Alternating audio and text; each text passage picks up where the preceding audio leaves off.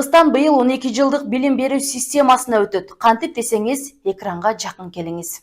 Быйыл сентябрда 2019 жылы туулган 6 жаштагы балдар 1-класска бара баштайт. Ал эми 2018 жылы туулган 7 жаштагы балдар жаңы окуу жылында автоматтык түрдө 2-класска отурат.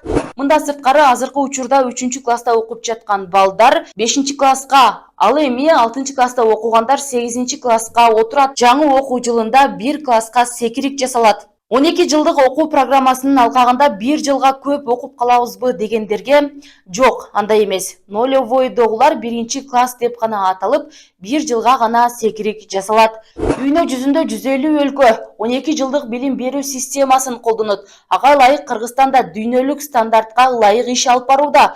Ошондо келечекте чет өлкөдө окууну каалаган балдар үчүн бул өтө жакшы шарт болмокчу.